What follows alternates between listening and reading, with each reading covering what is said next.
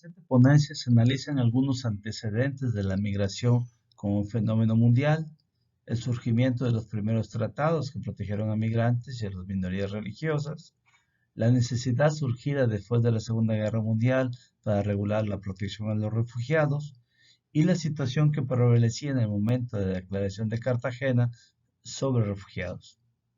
Se analiza igualmente la anexión mexicana a la Convención, al Protocolo sobre el Estatuto de los Refugiados y la aplicación de la Declaración de Cartagena en el sistema de protección mexicano que nos pone en el papel como garante de los derechos de los desplazados, pero la verdad jurídica que deriva de las normas mexicanas no siempre coincide con la histórica y deja mucho que desear, como lo señalaremos en la presente ponencia.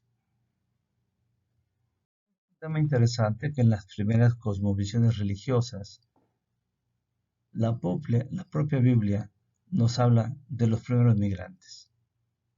La pareja original, los míticos Adán y Eva, resultaron expulsados, según el relato bíblico, porque no cumplieron con los requisitos para permanecer en su lugar de origen. El relato bíblico, desde sus primeras páginas, ya nos habla de migrantes con necesidad de protección y refugio. El relato bíblico nos habla de migraciones.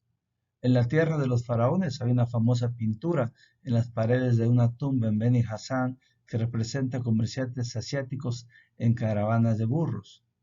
Vienen llegando a Egipto con familias y mercancías. La fecha de esta pintura data de alrededor de 1890 antes de la era común. También existen evidencias de trabajadores cananeos empleados en las minas de turquesa en Sinai, en el sitio denominado Serabí del Cajem. Si estas migraciones están representadas, podemos suponer que las migraciones no solamente fueron un mito de la Biblia, sino que además han sido una constante en la humanidad tratando de mejorar condiciones de vida y también los problemas de cambio climático que ya existían desde aquel entonces. La evidencia de migraciones masivas la tenemos alrededor del 1200 antes de la era común, que ocurrieron en Egipto en la época de Ramsés III. Son famosos los relieves que existen donde Ramsés III expulsa a los invasores. Hay una batalla marítima representada. O es en el mar o en el delta del Nilo, no se puede precisar, pero lo que está tratando de frenar es la migración de los pueblos del mar que venían probablemente huyendo de Chipre de desastres naturales. Podemos pensar entonces que esta es la primera representación de una migración derivada de desastres naturales que está bien documentada. La migración no solo se dio en los pueblos antiguos, también en la Edad Moderna tenemos diversos tratados que protegieron a migrantes y a grupos religiosos. Tenemos el Tratado de Westfalia de 1648, que protegía el derecho de los protestantes, el Tratado de Oliva de 1660, a favor de migrantes católicos, el Tratado de París de 1763, a favor de católicos en territorios canadienses, y el Tratado de Berlín de 1878 para grupos religiosos. En épocas aún más recientes, tenemos las migraciones que se originaron en la Gran Guerra de 1914, que posteriormente se conocería como la Primera Guerra Mundial, donde provocó migraciones masivas de desplazados que huyeron de los horrores de la guerra y que abandonaron sus países. Ante la desintegración del Imperio Otomano, algunos se quedaron sin nacionalidad y otros formaron parte de esta división caprichosa realizada en Oriente Medio por los ganadores de la guerra, ingleses y franceses. De todas formas, hubo una gran migración. Algunos migraron a Europa y otros más lo hicieron en América y otros se movieron dentro del territorio de Oriente Medio. La Gran Guerra provocó la migración al inicio del siglo XX más grande que se había conocido y que después fue superada por la Segunda Guerra Mundial. de la Gran Guerra, que derivó del Tratado de Versalles y que Keynes anticipó que iba a generar otra guerra por las onerosas obligaciones impuestas a los alemanes, produjo los mayores desplazamientos que hasta ese momento se habían conocido, y además un genocidio sin precedentes, sobre todo de judíos, en una cifra que ronda los 6 millones de personas, generando una migración en Europa, en Oriente Medio, que al final formaría la nación de Israel, y también en América. Los acontecimientos de la Segunda Guerra Mundial, la Organización de las Naciones Unidas, a través del Alto Comisionado de las Naciones Unidas para los Refugiados, le dieron personalidad y forma para defender y tratar de mitigar en algo los grandes problemas de migración que ocurrieron. De tal forma que la Convención de 1951 consideraba refugiado a toda persona que, como resultado de los acontecimientos ocurridos antes del 1 de enero de 1951, se encontraba fuera de su país con fundados temores de ser perseguidos. La Convención del 51 limitaba los acontecimientos a los hechos ocurridos en el 51, pero a través del protocolo se eliminó la fecha que limitaba dicho reconocimiento, considerando que nuevos conflictos internacionales surgieron y debía ampliarse la protección para considerar a un grupo mayor de personas. El plazo de protección para refugiados se explica con facilidad. En la posguerra, el mundo contempló lo que se llamó la Guerra Fría, enfrentamientos indirectos entre las dos superpotencias, Vietnam, Corea, la crisis de los misiles en Cuba, entre otros tantos conflictos, generaron muerte, migraciones masivas, así como la creación de nuevas naciones, algunas por independencia, otras por emancipación, otras más por conquistas militares o ideológicas, golpes de estados, intervenciones de las potencias. Los Estados Unidos y la URSS solamente crearon inestabilidad política, guerra, muerte y, por supuesto, migraciones. Los conflictos se dieron en todas partes del mundo. En América no fue la excepción. Durante la posguerra y el convulsionado siglo XX, la guerra y las luchas internas fueron más que una amenaza. Los conflictos se esparcieron por todo el continente. Los ejemplos sobran, tanto en el Caribe, con la invasión propiciada por los Estados Unidos en Playa Girón en Cuba, que amenazó el recién instaurado gobierno de la isla, y la crisis de los misiles que se desarrolló, estuvo a punto de sufrirse un conflicto de proporciones internacionales. Continental, la situación no sería diferente. Estallaron conflictos por múltiples frentes. En Argentina, en 1982, se desató la Guerra de las Malvinas. También hubo gobiernos militares y golpes de Estado en Brasil, Uruguay, Paraguay, Chile, Perú, Ecuador. Estos dos últimos países mantuvieron un conflicto fronterizo que produjo miles de desplazados. En Bolivia también hubo levantamientos. Colombia no estuvo exenta, mantuvo un enfrentamiento contra sus Fuerzas Armadas Revolucionarias Colombianas. En Venezuela también hubo conflictos. Y en México lo que hubo fue la dictadura perfecta. El gobierno desde un partido que mandaba sin respetar derechos fundamentales. Por su parte no se quedó atrás. Fue también una zona de violencia y desastres naturales que propiciaron migraciones. Guatemala sufrió de guerrillas, gobiernos militares y desastres naturales, al igual que Honduras y El Salvador, que también tuvieron gobiernos militares y además la llamada guerra del fútbol entre ambos países, la que ocurrió en 1969 durante las eliminatorias para el Mundial de 1970. Hubo también la guerrilla con el llamado Frente Farabundo Martí de Liberación Nacional. Panamá tuvo sus conflictos militares, sobre todo el de Manuel Antonio Noriega y la invasión norteamericana para controlar el canal de Estados Unidos.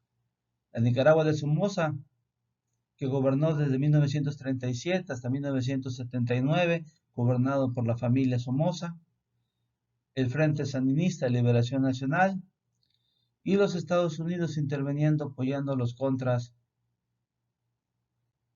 hicieron de toda Centroamérica una zona de migraciones. Con conflictos por todo el mundo, era obvio que la definición de refugiado de la Convención de 1951, que limitaba la condición de refugiado a los acontecimientos ocurridos antes del 1 de enero de 1951, quedaba fuera de lugar. El protocolo de 1967 prácticamente solo eliminó la fecha de temporalidad y permitió dejarlo abierto, considerando el convulsionado siglo XX que se vivía. Pero aún mantuvo las mismas 5 causas tradicionales para conceder el refugio: la raza, religión, nacionalidad, pertenecer a un grupo social y las opiniones políticas. Se discutió en América si la definición de refugiado era suficiente para atender los conflictos americanos. Diversos coloquios sobre refugiados manifestaron que era insuficiente y había que hacer la propia declaración de refugiado para América. Así que en el coloquio sobre asilo y protección internacional de refugiados realizado del 11 al 15 de mayo de 1981 en la Ciudad de México, se empezó a gestar la definición ampliada de refugiado, creando el primer esbozo para América Latina. La Comisión Interamericana de los Derechos Humanos, por su parte, en su informe anual de 1981-1982, retoma la idea de definición que se dio en Tlatelolco y realiza recomendaciones a los miembros de la Organización de los Estados Americanos para que se adopte una declaración americana que ampliara la tradicional de refugiados de la Convención del 51 y el protocolo. Y esta propuesta sería en Cartagena en 1984. La Declaración de Cartagena, además de reconocer los elementos de la Convención del 51 y el Protocolo del 67, establece una definición ampliada del concepto de refugiado, considerando a las personas que han huido de sus países porque su vida, seguridad o libertad han sido amenazadas por la violencia generalizada, la agresión extranjera, los conflictos internos, la violación masiva de los derechos humanos u otras circunstancias que hayan perturbado gravemente el orden público. La declaración plantea una mayor protección al ampliar la lista de los motivos para ser considerado refugiado cuando las personas salen de sus países por temor a su vida, seguridad o libertad. México adopta la Declaración de Cartagena de 1984 en su ley de 1990, en su Ley General de Población. Actualmente la mantiene, junto con la definición de la Convención del 51, en la Ley sobre Refugiados, Protección Complementaria y Asilo Político. Las leyes mexicanas establecen además una tercera hipótesis de refugio. Ahora considera también el temor de persecución por actividades realizadas durante su estancia en México. Es decir, México adopta formalmente la Declaración de Cartagena, adopta también la Convención del 51 y su protocolo adicional y establece una tercera hipótesis, lo cual nos coloca como pioneros en la protección de los refugiados, por lo menos en el papel. La adopción de la Declaración de Cartagena en las leyes mexicanas permite un reconocimiento grupal.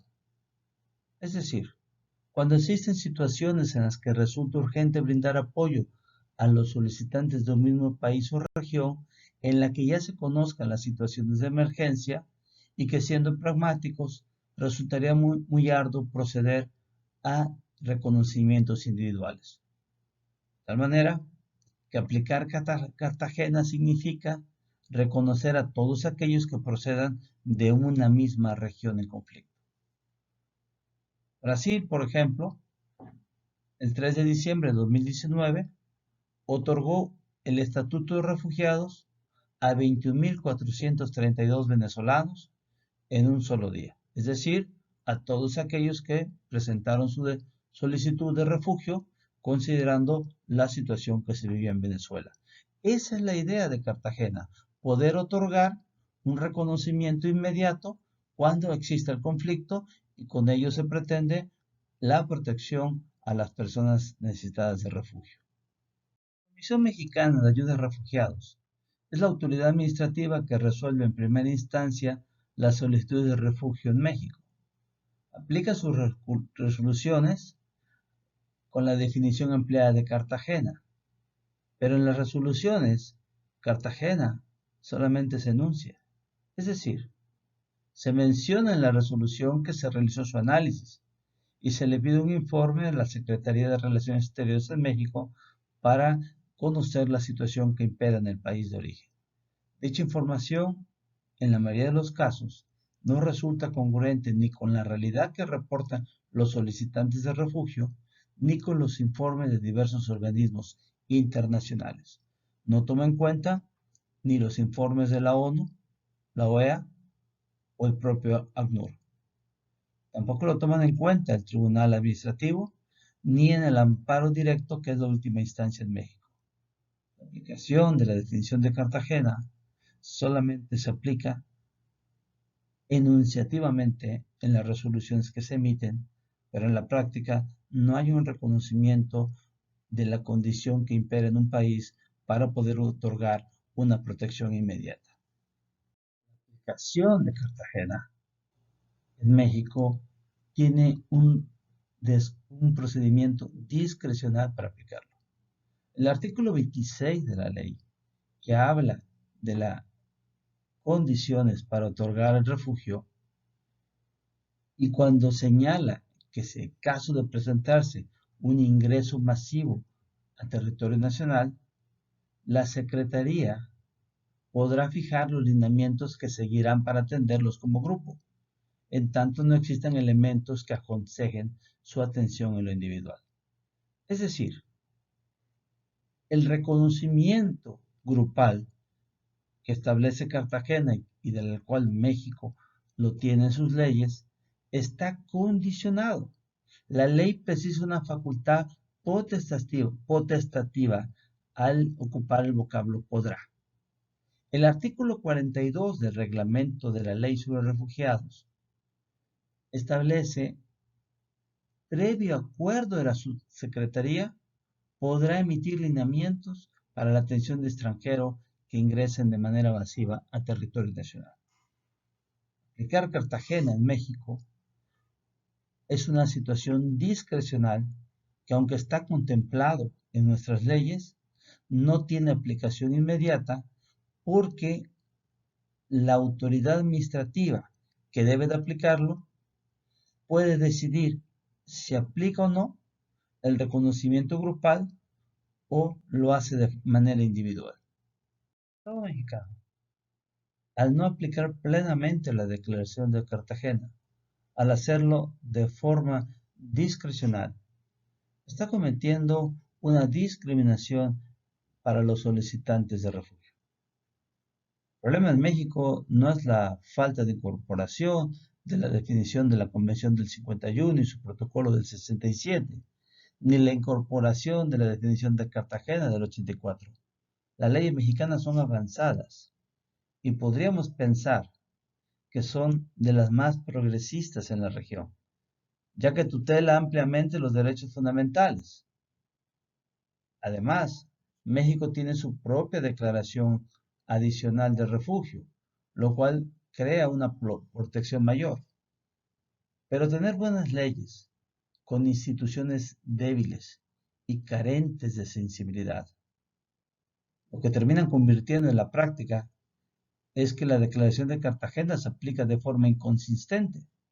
No solo no se respeta, tampoco respeta las propias leyes mexicanas.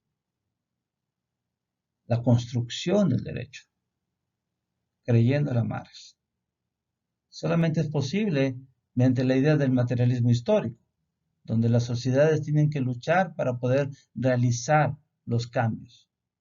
No podemos suponer que las buenas leyes mexicanas son una realidad. Tenemos que construirlas. poco a poco. Este es el caso mexicano. La omisión por la no aplicación de las leyes o su aplicación discrecional.